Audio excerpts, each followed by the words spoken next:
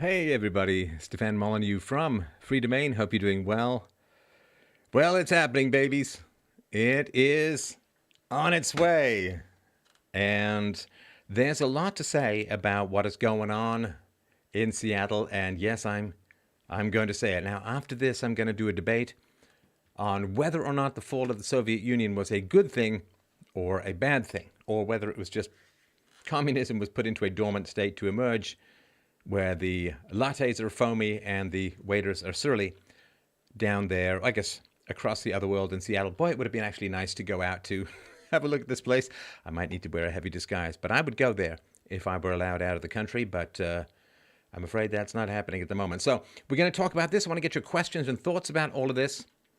And I really, really want to tell you all of the stuff that's going on here. I guess we don't need this because it's wild. It's really wild. There's so much to talk about, and I think that people probably are not getting really the perfectly right impression of what's going on and what could be set in motion here. Could be something that is a great salvation for the West. A great salvation for the West. Let me just widen this smoochy mooch a little bit because I really, really want you guys to be able to see and read along with what it is that I'm talking about, because this is some pretty mind-blowing stuff. And for those of you who are kind of worried, I say, do not be afraid, my friends. Do not be afraid. I demand it. I insist. I'm not going to be your warlord of don't be afraid, but I'd like to mention it anyway. So this is from the Seattle Times, and, where it's old school, like 1917. This is from June 10th, 2 days ago. Welcome to the Capitol Hill Autonomous Zone, where Seattle protesters gather without police. Welcome to the Jazz, the newly minted Capitol Hill Autonomous Zone, where most everything was free Tuesday. Ooh. See, now, this is the beginning of the insanity that goes on, that passes for commentary from this, douchebag would probably be the way to put it. But he's got a whole bunch of stuff here. He kind of looks like you'd expect him to. Yeah, I guess so. I'm afraid that's a soy face. Not much I can do about this. Oh, am I being very, very clever here? Can I go back? Yeah, I guess I can, right? Just click here. So, yeah. So the moment somebody says that it's free, something is free, right? You've really got to be concerned about that, because as everybody knows, there is no such thing as free. That is a basic reality of life. There's no such thing as free. There's no such thing as a free lunch. And everybody who thinks that there is dangerously deluded and or trying to pick your pockets. Probably both. Sorry, let me just, there's no back button on the browser controller here. So let me just get it back here. And let's see here. Jazz. It's a funny thing to be searching for. Jazz. Let's see here. What do we got? Yeah, let's go back to the 10th. The 10th? There we go. All right, let me just get this and throw this back on. Sorry about this. Oh, it's just too professional. But did you see my transition? Let's do it again, shall we? Boink. Oh yeah. Boink. Oh, that's quality stuff. And thank you very much to the listener who has helped me out with this kind of stuff. Kind of important. All right, so let's get back to this and go on with this wild story that, I swear, trust me on this, trust me as I make this case, this is going to be a salvation for us. This is going to be a salvation for us. All right, so let's go on with the... Okay, free snacks at the No Cop Co-op, free gas masks from some guy's sedan, free speech at the Speaker's Circle, where anyone can say their piece, a free documentary movie showing after dark. A free Capitol Hill, according to no shortage of spray paint on building facades, and perhaps the most important to demonstrate is the neighborhood core was free of uniformed police. A new protest society centered on a handful of blocks in Seattle's quirky, lefty Capitol Hill. See, it's free, it's quirky, it's lefty, and it's peaceful. Well, let's find out, shall we? Has been born from the demonstrations that pushed the Seattle police department out of its East Precinct building. Okay, so here's the second part of propaganda you need to be aware of. I'm sure you are, but just, indulge me. Do you think that the Seattle Police Department was pushed out because of demonstrations or because of potential violence and also because the muckety-mucks, the higher-ups, ordered them to leave? If you guessed the former, you would be incorrect. So, no, they're just saying, hey, there's just a bunch of demonstration that pushed the police out. Yeah, that's not how the police work. On Tuesday, demonstrators hung a banner on the police station. This place is now the property of the Seattle people. And I guess this is going to just test that basic axiom of human history and human life. The moment you see people or peoples or something like that in a political movement, you've got to run like the wind, because they'll be chasing you down with pitchforks in about 12 minutes.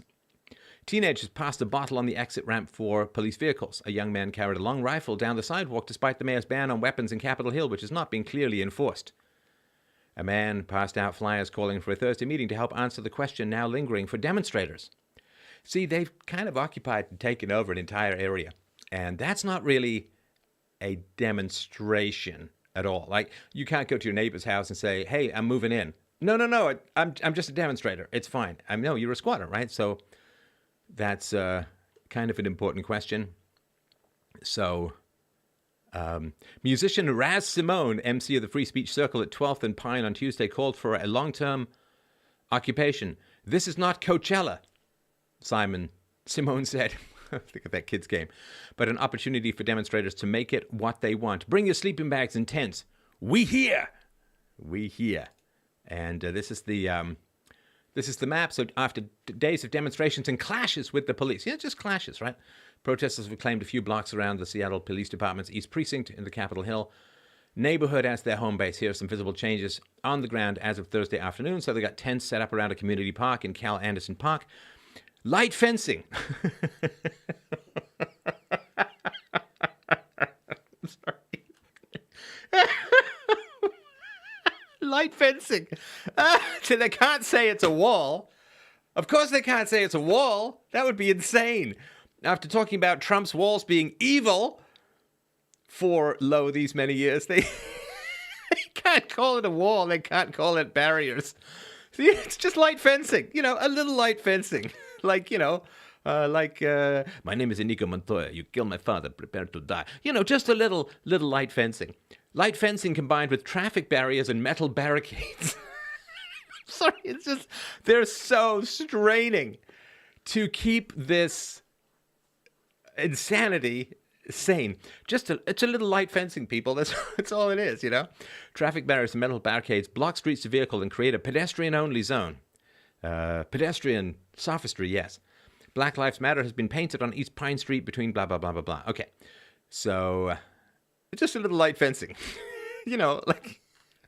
I just think, because, what's happened, right? What's happened? Well, these communists, these leftists, these crazy socialists, what have they done? They've taken over somebody else's property. They've invaded and occupied, and they're squatting on other people's property, right? That it's not their roads. So you can say it's the people's roads and so on. But I got to tell you guys, I don't mean to sound prejudicial, and I'm against taxation as a whole, but I'm pretty sure that most of the people who are putting 3 seeds in a flower pot and expecting, like Jesus, to feed an entire multitude, these people probably not cash positive for the city in terms of taxes versus consumption of resources. So it's not really their street, so it's not really taxpayers for the most part, I'm sure.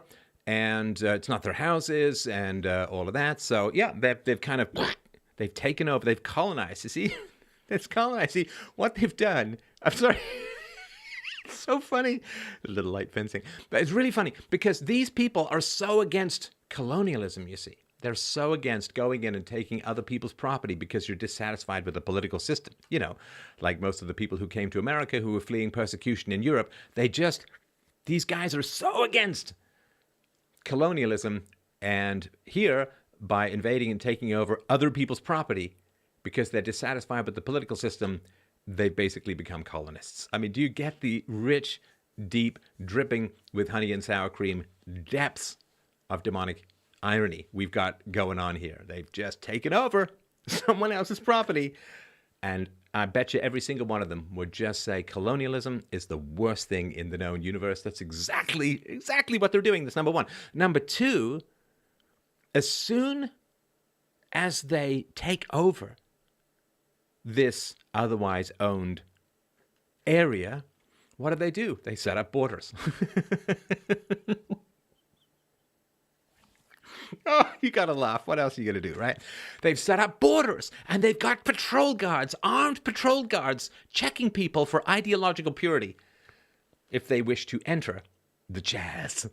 You see, they've got a purity test. They've got a morals test.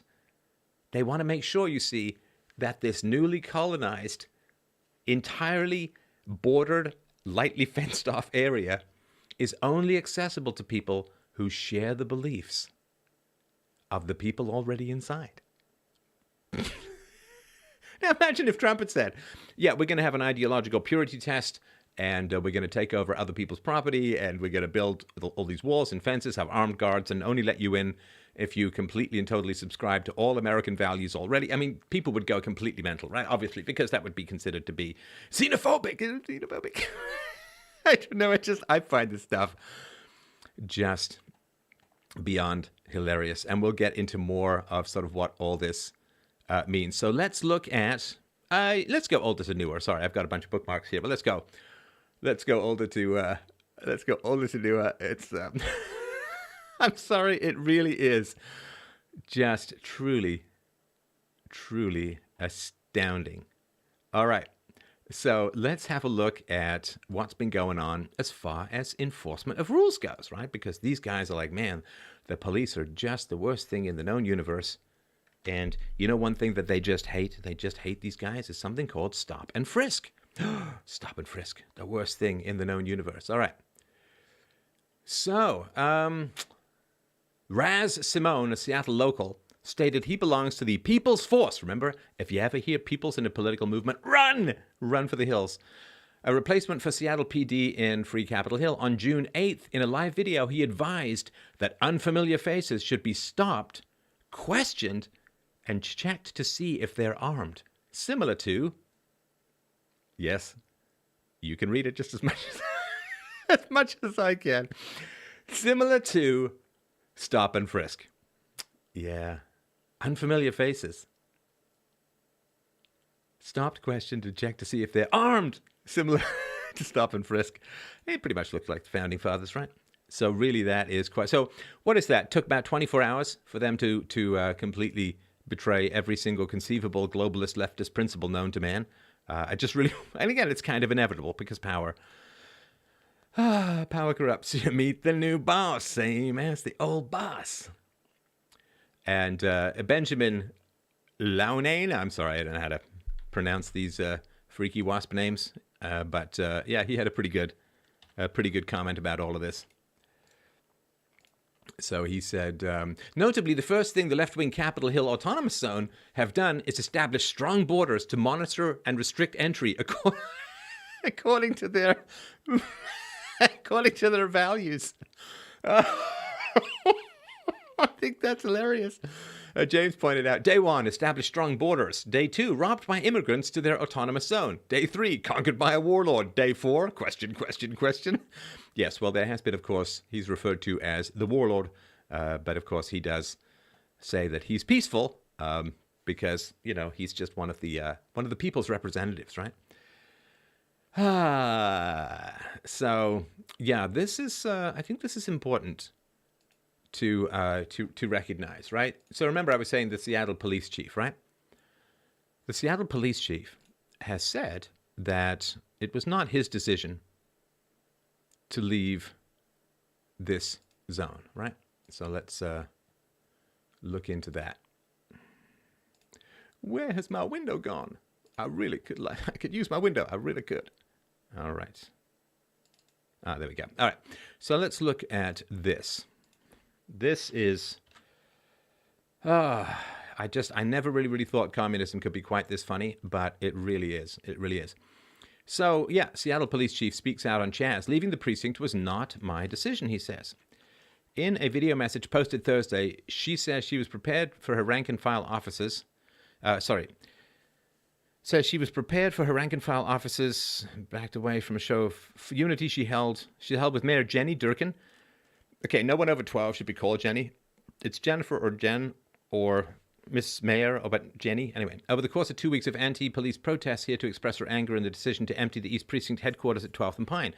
The decision to board up the precinct, our home, the first precinct I worked in, was something I was holding off, Best says in the 3.5-minute video addressing officers. You should know, leaving the precinct was not my decision. Not my decision. Now, I guess the question is, does she say whose decision it was? The chief and top SPD brass visited the building Thursday morning for a tour and to assess damage of the graffiti-covered but still very much standing building. All right, People's Department. So yeah, she was betrayed by her civilian leaders, as is generally the case these days with the police. So, excellent. Everything's just going swimmingly and according to plan. Now, you really, really have to see this. This is, right, because they have the problem of food, right? They took over a city, and that seems kind of important, right? So they have an issue with food. Those of us who've worked on farms, those of us who've grown our own crops, nothing helps you recognize and respect farmers more than trying to grow your own stuff, right? Because it's pretty bad, right? So they have a farm up as of today. Most of them have probably never seen a cow in real life, let alone done any gardening. So a lot of the plants aren't even planted, and half of them are staring at it, expecting it to grow into ripe tomatoes any minute now, right? So my daughter, who is really, really good at this kind of stuff, was like just rolling her eyes at this and telling, exactly what should be done. There's a bit here in the middle, which, you could say is somewhat competent, but for the most part, it's just ridiculous, right? So, yeah, there's that. There's this guy. It looks like he's got a little bit of poundage in the middle, which he can use to fend off hunger for a little while. But he's just like, all right, Daddy's getting hungry, looking for a salad down here. Is this going to grow a hoof that I can gnaw on like a hyena? So, yeah, just sitting there waiting for, these guys lying around, and there's no irrigation system. There's not even a hose. Somebody saw one watering can, and that's just... I don't even know what to tell you. That is just wild. Look at this. Look at this plant, man. That is, well, first of all, probably needs a little shade, and certainly needs some irrigation, and how long you're going to have to stare at that before you get yourself some food, right? There he is, just taking off his mask so that he can start gnawing like a bunny on the foliage. And, of course, this is the most ridiculous plant, right? So just for those of you who don't have experience gardening, there's a calorie calculation, right, when it comes to gardens, and that calorie calculation is actually quite important, right? It's really sorry, I'm sorry. It's really quite important, that you get more calories out of the food than it costs you to plant it, which is why you don't grow lettuce. Other than it's something you're going to put next to, I don't know, a steak or something that's calorie dense, right? So you don't grow a lettuce because you go and plant the lettuce, you got to water the lettuce, you got to weed around the lettuce. You're going to expend 100, 150, 200 calories to get about 5 calories out of the leaf of a lettuce, right? And I mean, I don't know what to say. It's just completely deranged. They just planted some food that's going to take weeks and weeks to grow into anything useful, and they're just like watching it like, any moment now, any moment now, I'm going to get a steer. And anyway, so I'm sure that they're growing quite a lot of soy, but yeah, that is sort of the reality of the situation. And so here you can see exactly what is going to happen, or why communists get so hungry so quickly, right? Because they don't, like, they're city people. They don't know anything about plants or crops or anything like that, right? So I just, I mean, that corn isn't going to grow until mid-September, maybe even October, and somebody, yes, should start a GoFundMe for this poor innocent plant. I'm sorry. Yeah, maybe they could water them with Powerade or something, something like that. You've got to just, watch the stuff for the comments. That is, hurry up, plant, I'm hungry. I mean, oh my gosh. Strawberries grow in 4 hours. Change my mind. It's just, I'm sorry. Especially, like, I'm not any kind of expert gardener, but I do grow my own veggies, and it is pretty wild, right? So here, let's look at how they're going to deal with the problem of property rights violations, right? Because it's kind of an important deal, right? It's one of the first things you need to do in a society when you are running it yourself is, hey, we don't need no stinking police. And, we can just do it this way. It's pretty wild. I'm sorry, let me interact with this. Yeah, there we go. All right, so let's go in here. I'm going to rewind this a little. All right, so this is somebody is accused of stealing, and they're just kind of confronting this person, and they're going to basically yell at him. We know that. That's been going on today, yeah. Yeah, tell me what happened, man. This is street justice, right? This is vigilante justice. This is obviously no formal rules or court or anything like that. This is kind of inevitable that this is going to go down this way. And I guess they're going to get justice right after they get carrots. That probably is the way. See, baseball bat in the guy's face. That's how you do it, man. That's how you deal with somebody who might be a thief. You just put a baseball bat in their face, man, and wave a baseball bat at them, because that's how you want to work with these kinds of things, right? And these are the same people, of course, who inevitably decry police violence. And then, of course, the moment that they get any kind of power, they're yelling at people. They're putting baseball bats, is the video too loud? Putting baseball bats in people's faces and all of that. It's pretty wild, right? Again, kind of inevitable. So, oh yeah, this is again, because from what I've seen, there's only been some violence, some rapes and all that, but let's see some of the realities of what's going on when you go post-civilization. Now, look, don't get me wrong, man. I'm an anarchist, right? And so I've got things to say about all of this, but yeah, my big tweet, was it yesterday? How long before ANTIFASTAN starts asking Trump for foreign aid, right? So this person, it's hard to tell these days, said, so I just got assaulted at the Capitol Hill Autonomous Zone, had the camera stolen, selfie stick snapped in half, gimbal smashed and lost in the street, got punched in the face and had to flee through the crowd, changing clothes and finally managing to lose them. I think she means the crowd, not the clothes. I hope so. Weaved through some back alleys and roads to find my car and made it home. I'm out about $1,500 and I'm angry and hurt. When you create an independent communist state inside Seattle and run out of food on day 2, achievement unlocked. Beat communism. Achieved. Yeah, it's kind of hard to argue, right? Kind of hard to argue with that. But there is, it's funny and it's also tragic, right? But I'm sort of giving up on having empathy for people. You can't have more empathy for people than they have for themselves, right? You just can't. Like, I can't care more for people's kids than they care for those kids themselves. It's just a recipe to be exploited. So, all right, let's see what's going on here. The Seattle police chief said that 911 calls from the autonomous zone relating to sex crimes, robberies, assault have more than tripled. It's important to point out the mayor of Seattle openly expressed support for this insurrection. And yes, she did. And she has now sent them porta potties and I think additional food and so on. So now, because remember, there's a whole bunch of people trapped in there, right? There's a whole bunch of people who, this is their homes and people just kind of surrounded them. Like, imagine if people just surrounded the city block that you were on and started attacking and waving baseball bats around and stopping and frisking people, so to speak. Well, you probably noticed that as well. There's another kind of interesting point too, right? So the whole Civil War in the United States, kind of important, right? Because as somebody pointed out, funny, they said in 1861, the secession wasn't allowed. If it is legal, somebody owes the Confederacy a big apology. And people said, that's not their own community. The people who actually live there are being forced to stay at home because a bunch of degenerate losers have decided to start squatting in their neighborhood, right? And yeah, the media coverage is saying it's a festive zone. And I get that. Like, it does seem kind of fun, right? Like, of course it is. It's like, we always have this desire, this thirst, this hunger to just be released from reality. Because, reality kind of sucks a lot of time. Trust me, I didn't used to feel this way until I'm pushing mid-50s, right?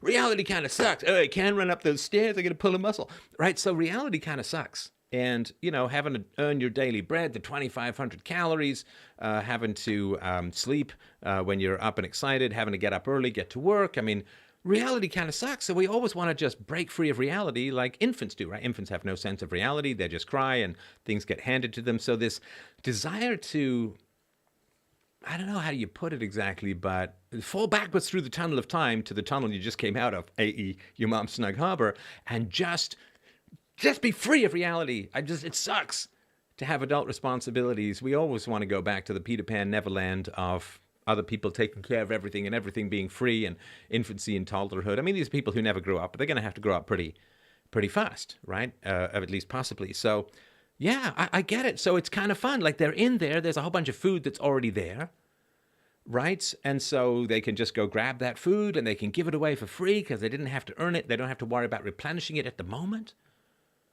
Like, it's like, you ever have this, like a friend, this kind of annoying friend, like the Kramer, right? From Seinfeld, the guy who doesn't seem to work and just kind of falls ass backwards into money and never settles down and just seems to be living this frivolous surface of the lake foam dragonfly skimming non-existence of non-responsibility. And it's kind of cool, right? So, you know, you get up, you go to work, and you pay your bills and all that. But if you decide one day, say, you know what, I've had enough of this reality. You know, screw this noise, man. I'm just going to take, let's say you've got $2,000 a month of your expenses. Yeah, I'm just going to take out a loan for $20,000, man. Just going to take out a loan for $20,000. And now I got 10 months. I got 10 months where I don't have to do anything productive. For those 10 months, man, it's a pretty sweet gig. It's a pretty sweet life. Who wouldn't? I mean, I took off, so after, in the middle of my business career, I took about 18 months off to fulfill my dream of becoming a novelist. And I took classes of the top writing school in Canada and did pretty well and wrote some great books. Anyway, ended up having to go back to work as a bunch of commies run the publishing industry. But the reality is that it was a pretty sweet gig for that time. You know, I went to bed when I wanted. I'm a bit of a night owl. I got up late. I would go to the library. I'd do research. I did a whole bunch. I did a contemporary novel and basically a series of a 3-volume historical novel. And it's a great life. Have you ever had that where you just have, for whatever reason, the restraint of reality is loosened from you and you just kind of float like a dandelion fluff through this interstellar cosmos of consequence-free living. And I mean, it's pretty sweet. So this is where they are, right? They've had their revolution. They've grabbed their territory. They've got enough food. Water is still running. They don't have to produce their own electricity. All that the infrastructure was already built. See, they don't have to. Like, why didn't they go and take some forest land in some federal park or some federally owned land? Why didn't they go and do that? Well, because in order to pretend that it's providing something, socialism has to steal whatever capitalism has created or produced, right? That's kind of inevitable, right? So yeah, they're in this kind of funny fun land where there are no consequences at the moment, right? So here is another, I'll throw my own tweets up here because, you know, I mean, it's possible. Is it possible? Yeah, I guess it is. It is possible that you don't follow me on Twitter, but possible doesn't mean comprehensible, of course, right? But this is kind of the core of what I wanted to get into with this kind of stuff, because this is really, really important, right? So I wrote this last night, 1:42 a.m. Yeah, I told you I was a bit of a night owl, right? Let Seattle run its course. Strip its inhabitants of citizenship as foreign combatants, right? So they've gone and created their own government. They've gone and created their own country, and they've seceded from the United States, as far as I can see. So they're now foreign combatants, right? I mean, it's not like you get to keep your your UK citizenship after the revolution in America. Now, since they want their own country, and they're enforcing their own borders. Okay, so then if you leave, then you're violating U.S. borders, so you get arrested. Let them generate their own electricity and water. Give them their paradise. And this is really the important thing. Seattle is America's inoculation against communism. Powerful. But here's something kind of funny as well. Sorry for the coarse language. I will not repeat it for the podcast. You literally created a miniature police state with closed borders, you dumb Fs. If those kids could read, they'd be very upset. Yes, I have no doubt that they would be. But so what do I mean by this? So the question, of course, what do you do? Now, a lot of people who were like, oh, you just got to go in there with troops and you got to arrest them and so on. It's like, no, that's a terrible idea. First of all, martyrs drive a cause. You see, I mean, you simply have to look at, some more radical sects of Islam. You have to look at the martyrdoms that occurred towards the end of apartheid in South Africa. And so martyrs really drive a cause, and it draws people into doubling down on a particular cause. So that's really, you don't go in and create martyrs or anything like that. That's just going to be really, really bad. And here's the thing too. We've never had this before in human history. I can't tell you. That's why I'm so excited, if not downright hysterical, because we've never had this before in human history. We've never got a chance to film the revolution. This is like finding snow leopards performing 69 fellatio on each other in the middle of the Siberian desert. It's an incredibly rare thing. That's kind of what I'm saying, because, I think we've all tried to find such an occurrence over the years. It's an incredibly rare, unprecedented thing in history. You didn't have this in 1917 when the Bolsheviks elbowed aside the Mensheviks and started their reign of terror. You didn't have this in the late 1940s when Mao Zedong won against Chiang Kai-shek's nationalists. You didn't have this in Cambodia or North Korea or North Vietnam. You didn't have this in Cuba. You didn't have this view as to the genesis of communism. We've never seen it being birthed up close with video and a methodology for sharing all of this, right?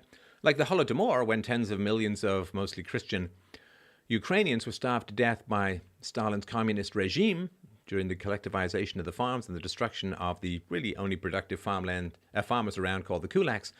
I mean, this was lied about. The New York Times lied about it. Everybody lied about it. So you didn't even get to find out about this stuff till later. The personality cult and outright crimes of Stalin weren't revealed until sometime after his death by Khrushchev. So it's always like later you get these archaeologists in who try and figure out where the bodies are all buried and what happened. But right now, we get to see this thing at the very beginning. We can't possibly interrupt this. We need to have it recorded. We need to see. You know what it is? Like, you know how inoculations work, right? Hopefully you won't have to learn that by forcing, but inoculations work in a pretty simple way. You get a small dose of the illness, which builds up your antibodies to fight off a large dose of the illness. You get I still have my scar here? Yeah, somewhere in the back there. My smallpox vaccine scar from when I was a kid in boarding school. We had a competition. If you didn't move, like if you didn't have a scratch where they gave you the inoculation because there was a whole series of stabs. If you didn't have a scratch, man, you were a tough guy. I didn't have a scratch, so I was destined to be podcaster extraordinaire. But you get a small dose of the sickness in order to ward off a large dose of the sickness. Well, that's what this is. This is an inoculation. We need to let this play out. We need to let it happen. I'm not saying force people to stay in. Of course not, right? I mean, I'm against the initiation of the use of force. But the idea that you would just go in and put a stop to this experiment, you're going to create martyrs. And people are going to be, oh man, if they'd only let this continue, we'd have had real communism. For God's sakes, people, let everyone see what real communism is. Let everyone see what happens when these people start to try and take over this, right? And yeah, if it was libertarians, they'd turn it into Monaco. Socialists will turn it into North Korea. There's no question about any of that at all. And Mayor Jenny from the block, Mayor Jenny says, I also want to be as clear as I have stated publicly previously. It is unconstitutional and illegal to send the military to Seattle. We will not allow this to happen, right? And should we look at Jenny? Jenny. It looks exactly, I'm afraid, exactly as you would imagine her to look. She is a deluded leftist Karen of the very first order. And yes, I know Karen is a racist meme, but I guess you fight the good fight, and then you can't recognize sometimes you can't win, right? So yeah, this is Jenny. I don't think I'll be able to zoom into her very much, but can you see? Yeah, there she is. There's Jenny. Hey, Jenny. Looks like intergalactic space aliens with lasers carved those great white tusks she calls teeth. Yeah, 56 mayor of Seattle, and she's like, nope. Now, I did, of course, point out to her, to Jenny, that, if you think it's unconstitutional and illegal to send the military to Seattle, do you think it's constitutional and legal to take over part of your city and set up your own country? Is that really considered to be constitutional and legal? But now you see she's very concerned with constitutionality and legality. Very, very, very important, right? And yeah, so Jack Posobiec, always worth checking out. Yeah, pretty funny. And people have found these kinds of things. So I did a show, of course, many years ago. Oh, that's a bit of an open-ended statement. Sorry. I did a show many years ago about what happened on with the Oregon Rancher standoff. Right? Remember all of that, right? So this is CNN, right? So right-wing media says Antifa militants have seized part of Seattle. Local authorities say otherwise. It's like, nope, they've seized part of Seattle, right? There's no question of that, right? So this is CNN. This is as of yesterday, right? So, hey, man, first of all, they're saying Antifa doesn't exist, right? Like, it's just a hallucination. Like, the people who physically attacked my listeners sent death and bomb threats to me and, right, attacked a church I was going to speak in. Yeah, they're just figments of my imagination. Yeah, there's, goth ISIS. It doesn't really exist in the real world, man. It's just, it's a projection. You're just hallucinating. Right, so this is how they deal with people forcefully occupying private areas in part of Seattle, right? Now, back in the day, 2016, there was a Oregon building takeover. Face it, Oregon building takeover is terrorism. Juliette Kayyem, right? Same woman. Come on, man. Antifa have not taken part of Seattle. It's just not true. Oh. But when some white Christians take over a remote building in the middle of nowhere that's completely unimportant, it's total terrorism! Oh, they're such vile, reprehensible scum. I remember when I thought I was going to be able to escape my mother. Ugh. I got out of an asylum into another asylum. So, yeah. Childhood doesn't end when you live under government. All right, so here... let's talk about what's going on with the magic signs. Magic signs, very, very important.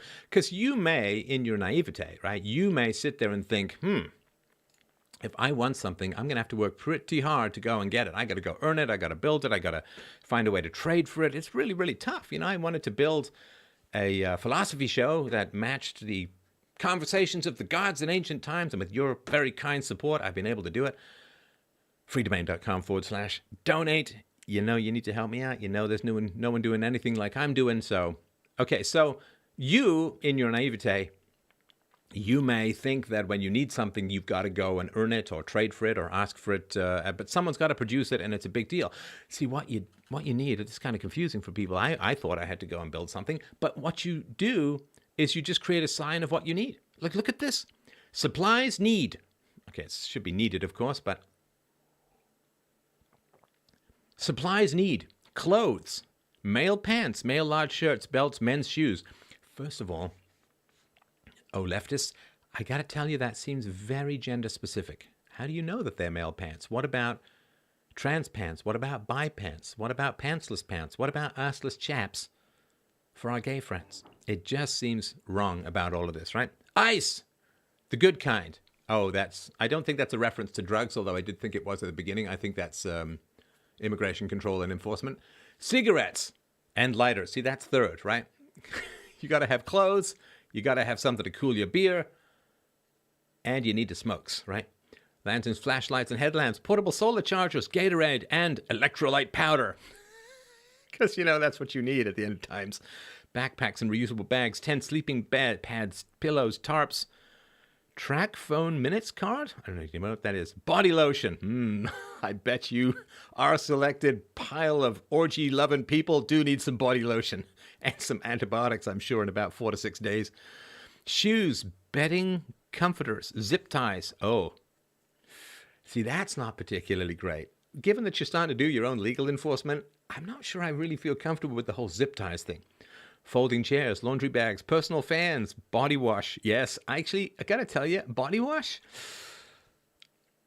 I'd move that up a little myself. I mean, listen, I'm a dude, which means that I bathe at night. I got to put deodorant on in the morning. I got to tell you, yeah, I bathe every day, but let me tell you, dudes, we seem to sweat bilge water. That's all I can tell you. So body wash, yeah, I want to move body wash and disinfectant, right? Because you got your, maybe the zip ties are for the orgies. So you got your zip ties, you got your personal fans to keep you cold during the sex fests, body wash, and then of course afterwards you're going to need some disinfectant.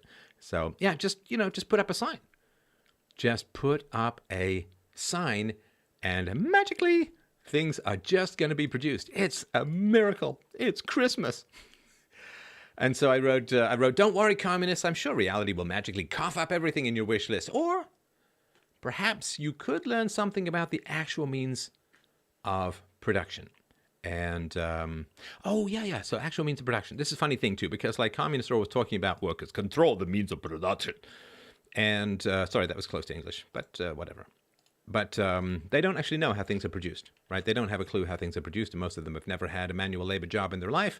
Otherwise, they'd have a little bit of respect for this kind of stuff. So I just wanted to mention that a bunch of people I know and love like brothers, Comic Dave Smith, Bob Murphy, Tom Woods, Scott Horton, and so on. Not that they endorse me. I'm just telling you why I like them. But there is a documentary called The Monopoly on Violence, and I was just wondering if you guys want to have a date, maybe on Sunday, to watch it, and we could then get together and chat about it afterwards, which I think would be very interesting. And it's about a stateless society, I assume. I just wanted to kind of throw this in, all that, right? So that is something to mention. A couple of other shots of how things are going here in this autonomous zone, this zone disconnected from reality and all that, where people will very quickly find out that, yeah, power corrupts, even in Seattle, not immune from the laws of physics of human nature. So here is some more wonderful shots of the the garden they've got going on.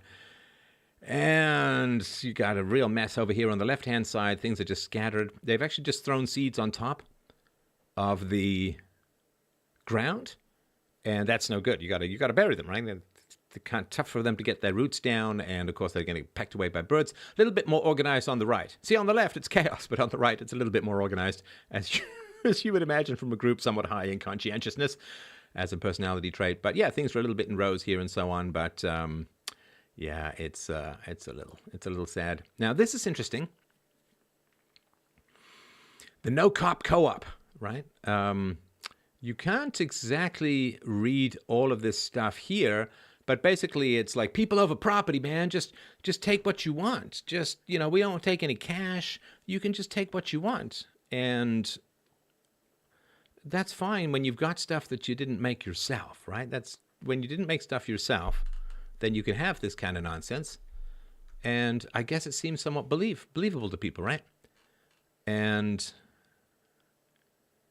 let's see here. What else? We do not accept cash or donations. We are not a part, and of course it's a part like one word. It should be two.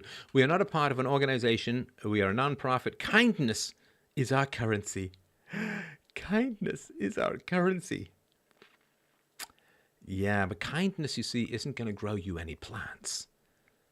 This idea, like, it's one of the problems you have when women raise your children when there aren't men around to remind people that reality exists, right? Women, I love women, don't get me wrong. They're delightfully incomprehensible and a perfect complement to men.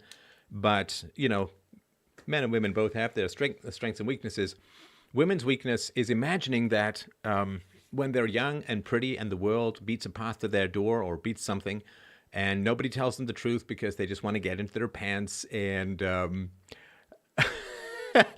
everyone defers to them, right? Because they're pretty, right? Women don't really hear the truth, right? I mean, which is why astrology is still a thing, because men don't want to tell women astrology is bullshit because then the women won't sleep with them, right? I remember dating a woman. Ooh, this before I got married, of course, right? Before I met my wife. I think it was the last woman I dated before I met my wife. Very, very pretty girl, a pretty woman, actually. She was older than me. But anyway, so she was telling me how she had all of these psychic abilities. Now, given how skeptical I am of people who claim they have psychic abilities, I hope you can get a sense of just how pretty she was. But you know, not so pretty that I wouldn't tell her the truth. And I said, look, the amazing Randy has had like this prize of like $1 million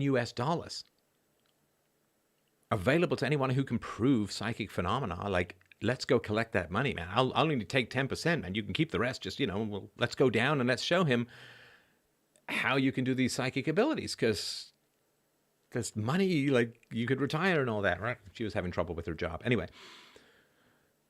Now, of course, what she did was she said, that's not how it works. Of course not. Of course not. Can't be predictable. You know you have it, but you can't ever prove it, right? Now, men get hammered into reality because nobody cares about our feelings, right? So a little bit too hammered into reality. So if you're a man, people are going to tell you the truth. You suck, right? That's what you hear a lot of times when you're a kid. And it hurts a little, but it's actually kind of important for maturing and all that. But women don't generally hear a whole lot of truth, and everyone defers to them, and, you know, people open doors for them, and they buy them drinks, and all the women and children first, all deferral, right? And so when women teach your children, you don't get that hard, masculine stubble edge to the eyeball that wakes you up to reality. So this idea that kindness is our currency, it's like, well, no, for women, sexual access is their currency, and I'm not saying that's conscious or anything, it's just the way that nature works. But they think, of course, that kindness and feelings are going to solve problems in the world, and it does solve the problem of resources for a lot of women, but yeah, it's kind of silly, right? Kind of silly. So, yeah, so it's pretty wild in there. Let's do a couple more. I'll take a couple of questions, and please don't forget, I've got a debate now. I think I may have faffed up the time, so let's just see here. Did I get anything back from the person I need to hear from? Nope, just somebody asking me if Ayn Rand was wrong. Hell, could be.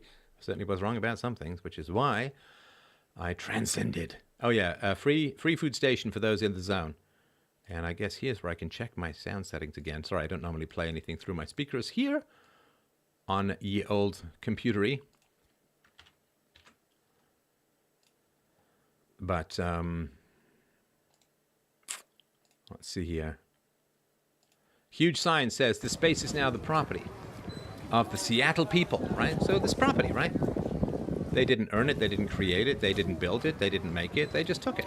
They just took it. Say, yes, but we paid taxes and blah-de-blah-de-blah. It's like, yeah, well, the people who live there actually paid the taxes. The people who actually live in this zone, they're the ones who paid the taxes. They paid the property taxes and sales taxes and so on, and they worked their property in the neighborhood. So those are the people who actually paid the taxes. And let me just turn that off. Is that right? Yeah. It's still coming through. I can still hear this. What's happening?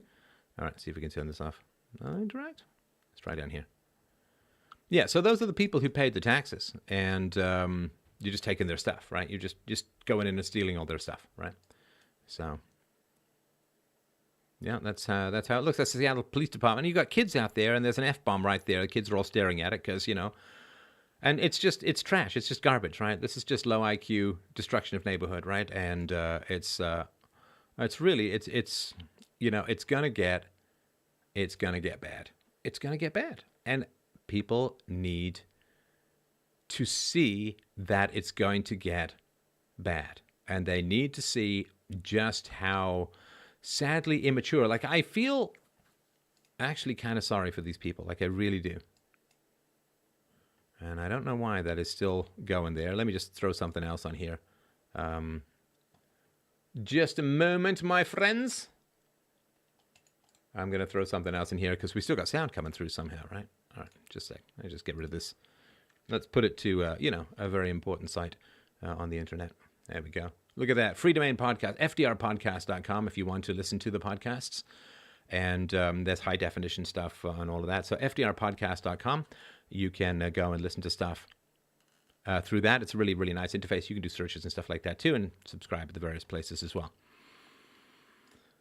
So I do feel really kind of sorry for these people because they're just so outside of reality. They're just not anywhere close to the truth about how things are made, and they're just going in and taking stuff, and they are going to have to learn the hard way how complicated it is to create and make things. Like, it's really, really tough to create and make things. They're going to try and figure out how to allocate resources without any price signals, which is impossible. You can't do it at all. They're going to find out all of the infrastructure that they take for granted is going to begin to unwind, and they're going to start running out of food. Now, of course, please recognize as well that they're not going to be allowed to fail, right? So let me just turn off this other browser. Meet you over here in the middle of the screen. So yeah, the mayor, the media, all the hard leftists all over the place, they're not going to allow this to fail, right? They're not going to let it fail. Because if it fails, that is going to inoculate people against communism. So what they're going to do is they're going to start sneaking stuff in, right? They're going to start sending them food. They're going to start sending them money. They're going to start giving them resources. They're going to just try and prop all of this stuff up by stealing from other people and handing it over to create the illusion and to create this Pied Piper delusion that somehow it's possible for people to give up on reality, to simply walk in and want things rather than actually create things. And it's just going to work out hunky-dory. Like, it's just going to... So they can't let it fail any more than, your local drug dealer doesn't want you to see people ODing on the drugs, right? So they won't let this fail. So you got to watch this. The media's going to prop it up. They're going to try and say how nonviolent it is. And there's going to be tons of donations, and the mayor is going to start throwing resources in there, and they're just going to prop this up. And it's really, really important to point this out. I'm going to be following this very, very closely. And again, I would love to go out there, but A, they'd probably kill me, and B, can't leave the country. But it was far more dangerous going to Seattle for me than it was confronting the fascists down in Hong Kong and taking the tear gas and all that. But they are going to prop this up like crazy. In the same way that the communists in the West, I remember this when I was a kid. I really only got into this communism stuff in terms of understanding it after we came to Canada. Pierre Trudeau helped quite a bit with that. But I just remember it being... Well, first, I remember two things from coming to Canada. Number one, was I in Canada or I just heard about it? I can't remember. Anyway, there was this hockey match between the Canadians and the Russians, and it was incredibly important for the Canadians to win. And I remember thinking, like, how pathetic that is, that you're so uncertain of your own limited government, free speech, free market ideology that you've got to get a puck in someone's net to win. Like, come on, that's just ridiculous. Very sad. We're very, very sad. And the other was that I was constantly told, it's Cold War, communism is dangerous, communism is bad, and we're going to ship them, 4 gigatons of wheat to make sure that they have enough to eat. And it's like, what? So there's a really, really good book to read called East minus West equals Zero, about how just about everything to do with the Soviet economy was just stolen from the West, right? In the same way that it happens with China, just stealing everything from the West, including perhaps gain of function SARS-CoV-2 bioweapons. Anyway, so let's... if you've got a couple of questions, I've got to go and limber up. I always do a little bit of exercise a little bit of hard exercise before I do a debate. And I don't know, honestly, I hate to say this is really bad. I haven't done this before, at least not for a while, that I can remember, but it's either going to be 8 o'clock or 9 o'clock for the debate tonight. And I actually haven't heard back from the guy today. I always never like it when, you got something planned and it's on the email and people are like, you don't know if it's going on. I generally like to hear a day or two before, right? To find out if things are in fact going. So let me just see here. See if it's going on. Did I get it? Yeah, so the last thing we have was from 9 p.m. Eastern. Could be 9 p.m., could be 8 p.m., half an hour. Sorry about that. My bad. So let's see here. How do you see these events playing out in November with the left and Democrats supporting the overthrow of the USA? Well, you couldn't design a better ad for conservatism than what's going on in America at the moment. So this is incredible. Like, it's incredible stuff. Because this was all... See, none of this stuff was supposed to happen, right? None of these takeovers, none of this violence, none of this stuff. It was targeted against people like me. But none of this stuff was supposed to happen until the hard leftists in the Democrat Party had control of the presidency, the Senate, Congress, the judicial system, you name it.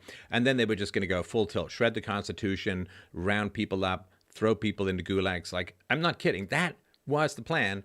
And it probably wouldn't have been more than 8 to 12 years, probably 4 to 10 years until that started to happen, right? So they destroy people's lives through deplatforming, and then people get desperate, and then they throw people in jails and all that, right? So, because, they're always talking about how tough it is for young black men to find work and all of that. Yeah, okay, I can understand that because you all shipped to jobs overseas, but, how easy is it for someone like Laura Loomer to get an income, right? She's been deplatformed just about everywhere to do the financial institutions, right?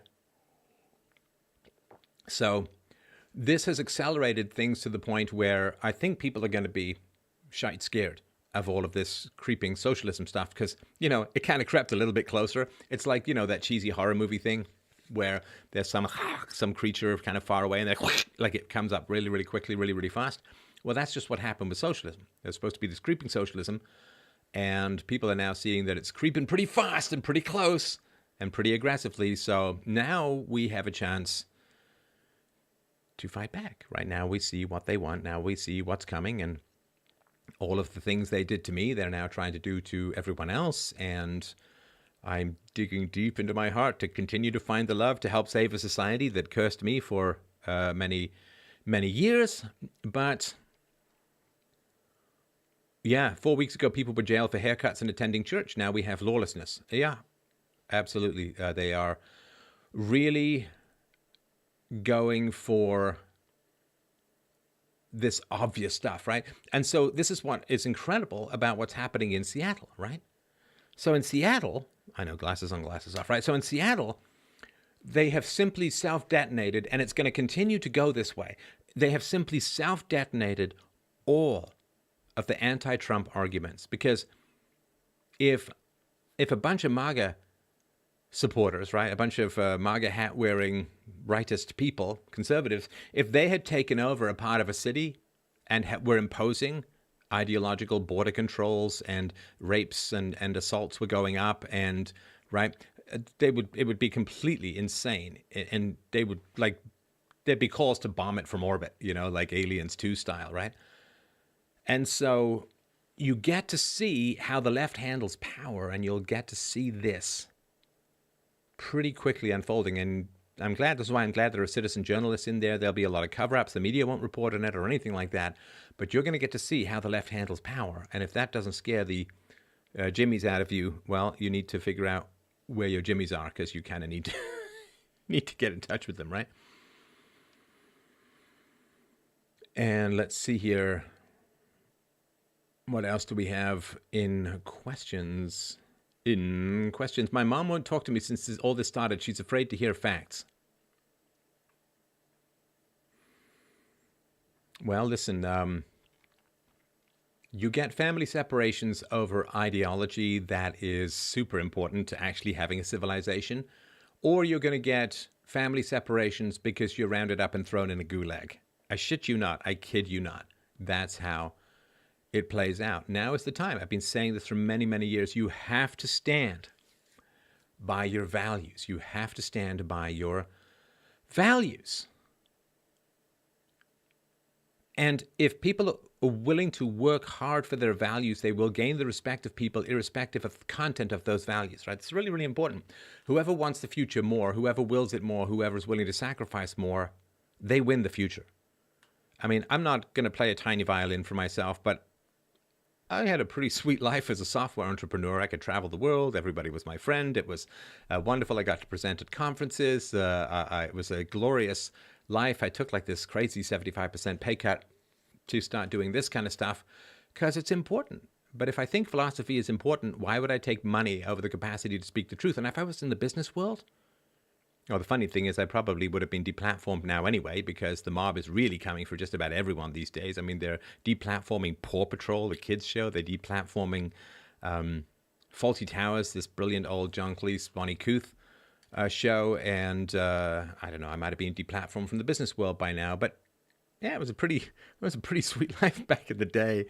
Oh man, I got to travel to Paris and do presentations and have wonderful dinners, and I got to travel to China and have 3 martini lunches because that's how they roll in China. At least that's how they did back in the day. I had company paid for my car and an expense account. It was a great life in the business world, man. It was beautiful. And now I get to be called a Nazi 24/7. So yeah, it's but you got to make the sacrifices. Like some filmmaker, or I think some Jewish guy, I don't know, some filmmaker made some movie. It's coming out in a week or so with Richard Spencer, Lauren Southern, and Mike Cernovich. And I mean, I can't imagine any of it's going to, but this guy put a year or more, a couple of years, I think, into making this movie. And then, of course, timed it to come out shortly before the election for, obvious reasons and so on.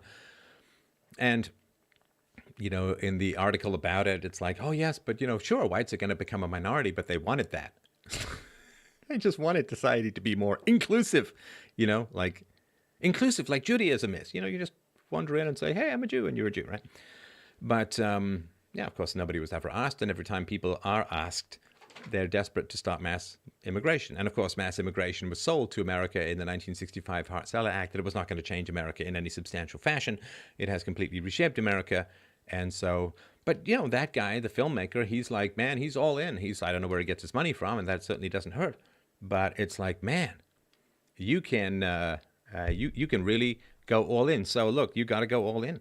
I mean, you don't have to. You can go all into the gulag if you want, but there's not much in between, right? You got to go all in. And again, I'm talking peacefully and reasonably and so on. But man, you have people in your life who don't see what's coming. They are really gonna get you in trouble. They are really, really gonna get you in trouble. And I tell you personally, I don't have anything to do with people who don't get it. Like I can't. Life is too short. I've got to have strength for what it is that I do, which is really, really a tough job. Again, freedomain.com/donate. If you could help me out, I'd really, really appreciate it. It's been a hell of a year, to put it mildly. But I don't do it. I don't have time. I can't. To me, going with the normal view, being around, what do you call the normies or whatever, like to me, it's like, hey, do you feel like going back into grade 2? It's like, I really don't feel like going back into grade 2. I can't go back in time to that degree. I can't. And if we all take that stand, we're helping people. You understand? It's called an intervention, right? You understand? You can watch this show. I don't know if it's around anymore. You probably can find it online. But the show's called Intervention. And it follows people who are drug addicts, people who are alcoholics or whatever, who are killing themselves with their addictions. And what happens is, and this is a well-known therapeutic technique in the self-help arena, you sit down with the person and you say, hey, man, I can't watch you destroy yourself anymore. I cannot have you take me down with you. I'm not going to enable this behavior anymore. You've got to get into therapy. You've got to deal with this. You've got to commit to battling this addiction and coming out on top as best you can. Otherwise, I'm cutting you off. I have nothing to do with you because I cannot have you drag me down with you, and I can't sit there and watch you destroy yourself anymore, and I cannot lie about how I feel, and I cannot enable this behavior with my participation. Now that's what you do when someone is an alcoholic, and them drinking alcohol does not end up with you in a gulag. Do you understand? Them drinking alcohol doesn't destroy your liver. So take a stand. Take a stand. Have people understand how serious you are about freedom, about truth, about integrity. If people won't discuss the freight train that's barreling towards us all, if they downplay it, if they minimize it, if they call you paranoid, right? What is your life worth to you? What is your freedom worth to you? Because you're not going to get to keep those relationships anyway, because everything's going to be sundered. If the hard left Democrats, they get the presidency, they get the Senate, they get the Congress, they're not going to show any mercy, man. They are not going to show any mercy at all. All right. Any other question or comments? I'm sure there are, but my ex-boyfriend died of alcoholism at age 35. Yeah, it's brutal, isn't it? It's brutal. It's the same thing with my mother. My mother was utterly committed to her delusions, to her belief in persecution, to sleeping with a knife under her pillow because she was afraid people were going to climb into her house in the middle of the night and stop her from doing what she was doing. And it's like, sorry, you either get help or I can't be around this. I just can't be around this. Stefan is such a boss. Has a live stream. Going to go work out. Then slay a debate. Yes. Yes. I lost my job because of political correctness. I am so sorry, man. I am so sorry. You're going to have to start... people are going to have to start being entrepreneurial. You're going to have to start getting second forms of income, second sources of income. I've had to reinvent and redo so much over the years. How can I call into your show? So subscribestar.com/freedomain. You can sub up there. We do a show Friday nights. We do a show on Sunday mornings. I normally would be doing one tonight, but I'm not because of the debate. And so you can do all of that. 6 years ago, Steph would have gotten a hard-on for an upheaval of forced civic order. Now, see, here's the thing, right? I don't mind this. I mean, outside of them taking other people's property and all of that, let's have a bunch of experiments. Let's have a bunch of experiments. Let's have an area where you can also have no taxation. Let's have an area where you can have no property tax. Let's have an area where you can have a radical free port. Let's, right? A free market society, right? Let's have a whole bunch of experiments. But of course, you know that the only experiments that are allowed are heavily subsidized far-left communist experiments, right? Contracting company I worked for got terminated because we were all white. Yeah, well, that's the institutional racism right there, right? Scott Adams was asking, hey, what are the views of institutional racism? And I tweeted at him, it's like, because I know he said that he's lost 3 jobs because he's a white male. The institutionalized racism is anti-white racism, anti-white male racism. That is literally carved into the law in terms of affirmative action. So, dear, oh dear. All right, so let's see here. I like you because I think you're one of the absolute smartest guys on the side of libertarianism and capitalism, and you exhibit the best side of it to me. Well, thank you. That's very, very kind. Yeah, somebody was pointing out that most philosophers are just like pieces of human garbage, and it's really kind of true. I mean, just absolutely awful people. They have orgies. They Jacques Derrida was just Sartre was a mess with his Simone de Beauvoir, his wife. They would seduce underage students and all of that. And Foucault was a sodomite sexual torturer who knowingly infected people with AIDS and was a pedophile and like just monstrous. And so people were saying, well, look, Steph has like a normal life, wife, kids, you know, or a kid and all of that. And yeah, I have a very normal life and all of that, right? On Twitter, you said that the Chaz situation's evolution was predictable. Can you explain in depth? Well, they have no price mechanism. So just giving everything away for free means that they're going to run out of things, right? There's no price mechanism. And without a price mechanism, you can't officially allocate resources, which means they're going to run out of stuff like that, right? Steph, what happens to whites when Trump gets out of office in 2024?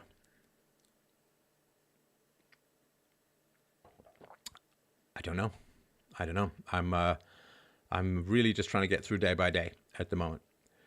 Pedro Enrique says, I wish I could hug you someday. Thank you so much for existing. Man, I'd love to give you a hug too. I miss being out there and talking to listeners. And, you know, I give speeches and spend like 5 hours afterwards chatting with everyone. It's just delightful and fantastic and all of that. So Don says, I didn't get a really great job because 40% of the admissions, a total of 30 in a universe of 1,000 candidates, had to be women. I finished 33rd. Yeah, it's very sad. It's very sad too because they're convincing a lot of smart women to not have kids, right? And which is dumbs down the population as a whole. All right, let me see if I'm sorry to be doing this housekeeping stuff right in the middle of this, but I need to sort of know where I am with regards to the debate that's coming up. All right. Will Antifa fight Black Lives Matter? Well, see, Black Lives Matter appears to be just a way of funneling money into the Democrat Party, right? You go and donate to Black Lives Matter, and Candace Owens has done work on this, as has Charles Ortiz. And it's just a way of transferring money, right? It doesn't go to blacks. It goes to generally rich white liberals and so on, right? So let's see here. There was one other thing that I wanted to mention that yes, so if you could do me a favor, there's a fellow named Steve HSU, Steve HSU, Steve Sue.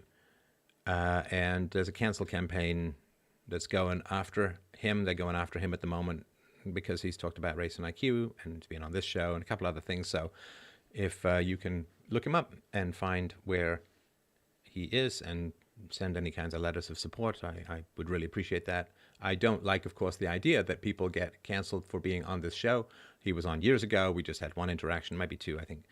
And it's a shame. So if you can give him any kind of love and support, Steve HSU, and I would really appreciate that. And you know, you don't have to tell him I sent you or anything, but you know, just all of that. Yeah, mega cities, not good, right? Not good. The cities is not a good place to be. All right.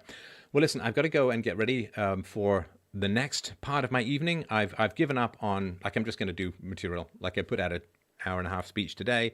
I've got this. We've been going for a while now. And it's so nice to see, like, thousands and thousands of people coming out. Like, love you guys. It's just, it warms my heart, and it's a beautiful thing. And I just love you guys so much for this opportunity to talk with you. It's like what Freddie Mercury said. He can only sing as well as the audience wants him to, and I can only be as good, really, as your levels of enthusiasm and participation. So I love you guys for helping me be good at what it is that I do. Thank you so much. Freedomain.com/donate to help out the show. Very, very much appreciated. Very, very much needed. I've got a whole bunch of things that I'm just waiting for funding for, and I would really, really appreciate your support in that area. And I will talk to you soon. Lots of love from here, from Steph, and I will try and find a graceful way to get out. I'll probably fail and probably cut off badly, but I'm still working on all of this stuff. Oh, let's just do one more. Oh, yes. Let's just do one more transition, just because I finally figured out how to do it with the help of a friend of mine. All right. Thanks, everyone. Have a great, great evening. I will see you shortly. Freedomain.com/live stream for the debate. It could be in 15 minutes. It could be in an hour and 15 minutes, but I'll tweet about it and put it elsewhere out. So lots of love. Take care, everyone. I'll talk to you soon.